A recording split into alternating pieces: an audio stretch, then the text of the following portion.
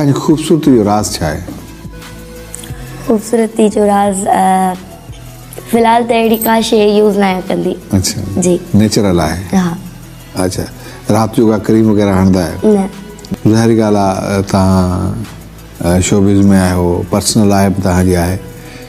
जॾहिं तव्हां शादी कंदव जॾहिं बि कंदव जी ठीकु आहे, कहिड़े क़िस्म जो जेको जीवन साथी तव्हां चओ त अहिड़े क़िस्म जो हुजे हुनमें एक क्वालिटीज़ हुजनि? फ़िलहाल त को इरादो कोन्हे। जेकॾहिं मिसाल तौरु अॻिते हले जी। ज़ाहिरी ॻाल्हि आहे शादी त करणी आहे न। उहो इंसानु हुजे जेको ख़्यालु रखे ऐं पंहिंजो सम्झे।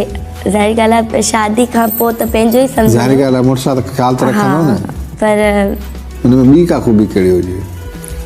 ॿी का ख़ूबी हर का छोकिरी चवंदी आहे त हैंडसम हुजे ईअं ई मतिलबु।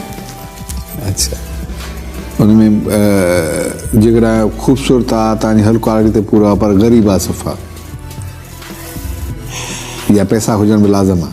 न पैसनि जी ॻाल्हि न आहे, जेको इज़त करे त सुठो आहे। पैसा हुजण लाज़िम आहे। अच्छा पचाइण में छा पसंदि आहे?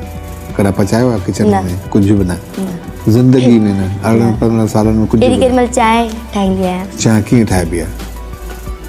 चांहि कीअं ठाहिबी आहे असांजो तरीक़ेकार त पहिरीं खीर विझंदासीं, हा उन खां बाद में पाणी।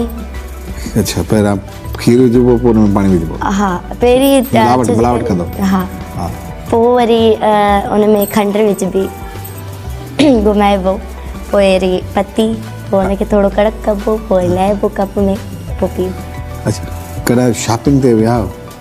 अम्मी शॉपिंग करे ईंदी आहे। तव्हां कॾहिं शॉपिंग ते न वेंदा आहियो? छो जे करे अम्मी मूंखे चवंदी आहे तव्हांखे ख़बर नथी पए। ख़बर नथी पए? हा। हीअ सही थी चए? हा तव्हांखे वाकई ख़बर नथी पए?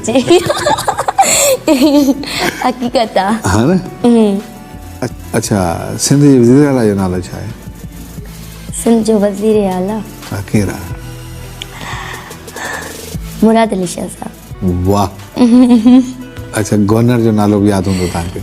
न मां तव्हांखे चयो एतिरी मूंखे तालीम न आहे, टीवी छो जे करे मां इन टीवी सिंगिंग ॾिसंदा आहियो? जी टीवी ॾिसंदा आहियो? न मूंखे टाइम ई न मिलंदो आहे। टीवी जो टाइम ई न आहे? न मां हितां वेंदी आहियां, असल में मां घर हूंदी आहियां त मुंहिंजा एल्बम्स वग़ैरह हूंदा आहिनि, वरी उतां ईंदी आहियां आराम कंदी आहियां, वरी सुबुह जो वेंदी आहियां वरी को प्रोग्राम वग़ैरह ईअं। सिंध जो गवर्नर जो नालो कोन थो अचे? पाकिस्तान जे वज़ीर आज़म जो नालो अचे थो? उहो त अॼुकल्ह ॿुधो आहे इमरान ख़ान। इमरान ख़ान।